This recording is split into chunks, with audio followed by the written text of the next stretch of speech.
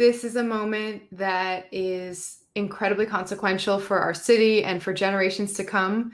I'm a mom. I have two boys who are in the Boston Public Schools. I am a caregiver for my mom who's been living with mental health challenges. And in this moment of seeing how urgent our challenges are, that the pandemic has deepened and deepened, we're in a turning point for Boston. And we need to make sure that we are setting a foundation for our future that includes every voice in the conversation. And you mentioned being a mother. This pandemic has taken a toll on families, whether it's trying to work from home and also balance being a parent. How has the past year and a half been for you? We were just chatting about this beforehand, that for now, I don't hear any tantrum or banging on the door. We're in the week between school and camp, and so it's a lot to juggle. And I think it really showed that in so many ways, we are putting the burden on families to have to figure out a complicated, under-resourced, very complex system. And when we invest in the care economy, when we make childcare accessible, when we make schools the hub of supports way beyond academics, when we find ways for families to have what they need, then we're actually investing in our larger economy. We're making it so that everyone can be their full selves at work, that everyone can contribute their fullest potential. And so this is a clear priority of mine. I live the struggle. I always say it's not graceful, it's messy being a working mom in politics and in general. But even though it's harder being an elected official while having young kids, it makes me a better representative because I see and live the urgency of our challenges every day. How do you think having that perspective will translate into you potentially being in the seat of mayor in Boston? You know, we've never had a mom elected as mayor of our city before. We are an incredibly energetic, active, diverse, a city that's hungry to be part of paving the way for a future that includes everyone. And I think if there's anyone who knows how to multitask and think about the short term and the long term, it's moms. So more than anything else, we need everyone to see themselves reflected and connected to our city government, because this election is not about choosing a savior for Boston, right? I'm grateful, I'm humbled and honored to be part of this incredible and this historic mayoral field of candidates. And each of us are getting vetted in terms of our individual qualifications, our track record, our experiences.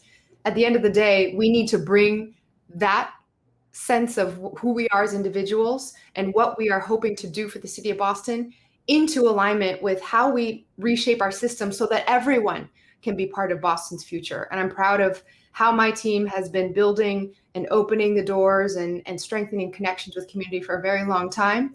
And we're running a grassroots campaign right now to ensure that we're building momentum, not just for election day, but to deliver these changes in office. And to that point of Boston being inclusive for everyone, there is this national perception of Boston not being diverse or not representing all of the people that live here.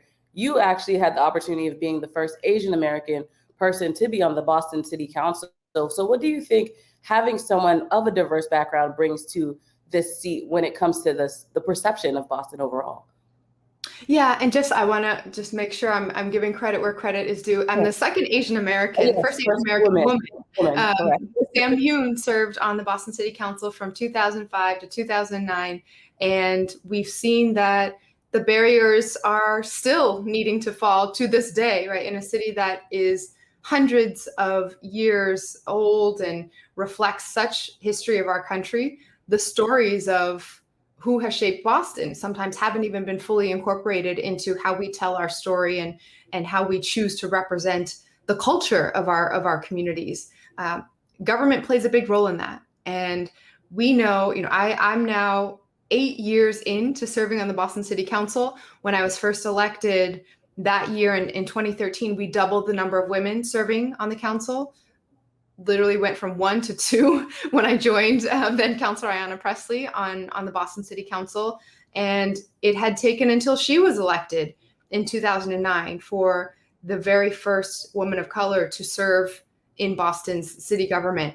And so we've come, there's still a long way to go. And in this period of time between when I first joined the council and now, we've seen what a difference it makes when our city government is more representative, is more connected, is moving at the speed and at the urgency of the scale of what our communities are in partnership about.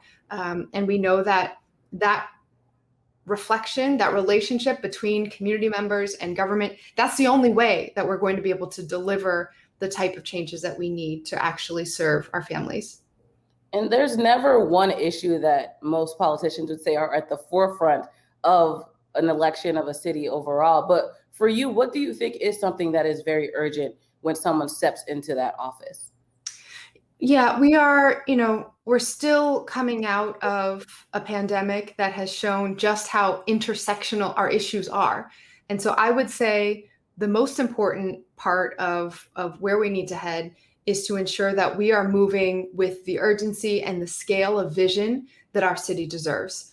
Housing has been a stressor. It is the number one issue I hear community after community. How will we afford to stay in Boston?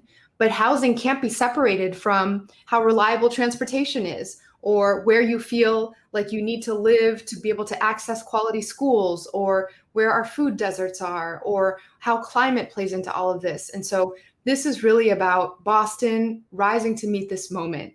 And that's an intersectional, interconnected approach to centering communities who have been most impacted.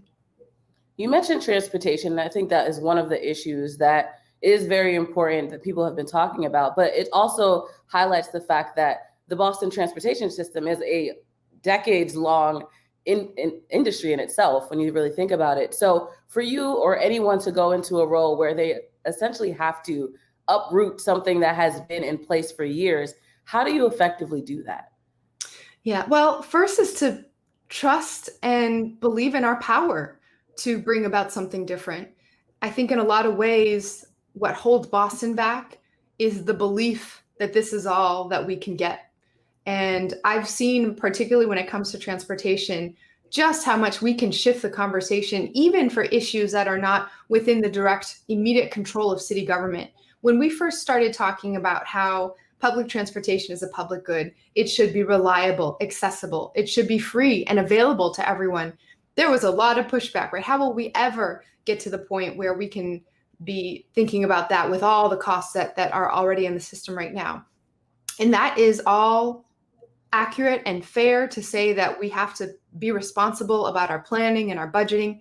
But when we aim for where we actually need to go, when the city of Boston steps up and says, even though we don't run the MBTA, even though the state government is involved with a lot of pieces of this, we have a very strong voice in speaking up and setting the pace for how our residents should be represented. And so even in speaking about it, we've seen huge changes come about, that Boston's influence has led to fare free public transportation in other cities in Massachusetts. We've seen a different type of conversation where today in this mayoral election, all of the candidates support some form of making it more possible for people to be able to afford and pay for transportation because it's so essential. And whether it's reliability of the T, the hours that it runs, the schedules that it runs, or the big picture infrastructure projects, like what are we doing about I-90 and the interchange and how Boston shapes that conversation, or connecting the red and blue line together, which would transform the lives of so many commuters, or bringing high frequency service to the Fairmount line to unlock this corridor where there's already a footprint there for rail, and we just need to make sure that communities of color are receiving the frequency of service that we all deserve. Those are the types of conversations that the mayor of Boston and the residents of Boston should be driving. How do you convince the people at large to be convinced that this is an important issue, especially transportation? We live it every day. And when I talk about transportation, sure, we'll get into some of the more technical details about,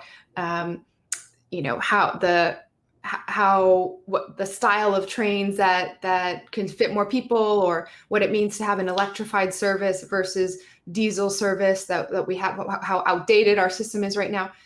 But what's most impactful is showing how much this matters to people's day-to-day lives. When I set foot in a T station, I can already start to feel my body changing, right? I'm tensing up, looking at when the next train car is. Is it going to be late? Do I have all the kids with me? Are they running off in different directions? Are we going to be stuck because the car's too crowded?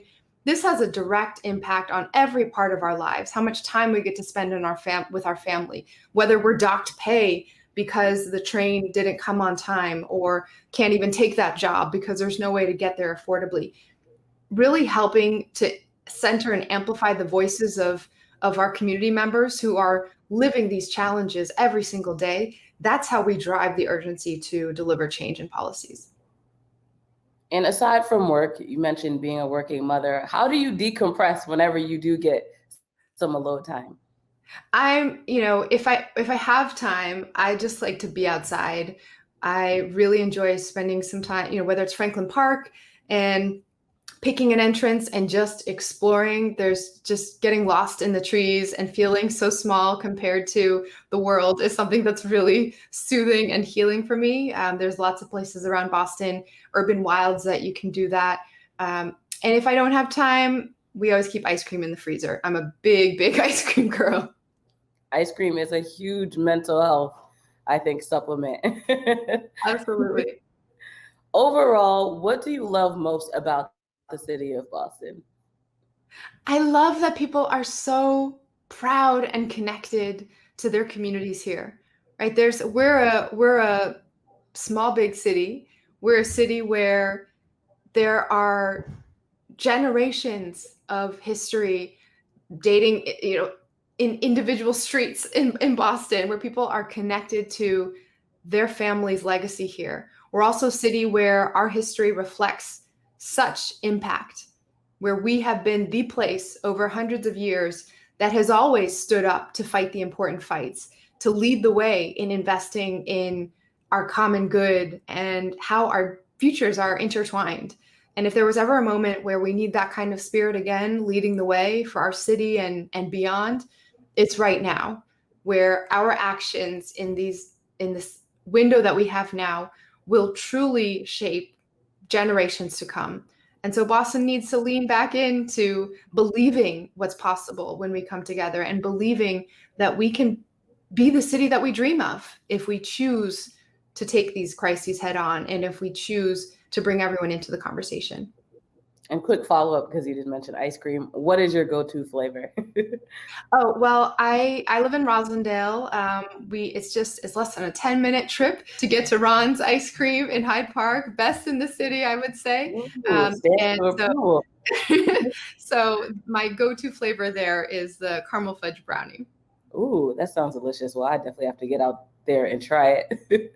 Michelle Wu, thank you so much for joining. Now 20 questions, as you said, with NBC 10 in Boston. I wish you the best with your campaign and the election in November. Thank you. Thank you so much.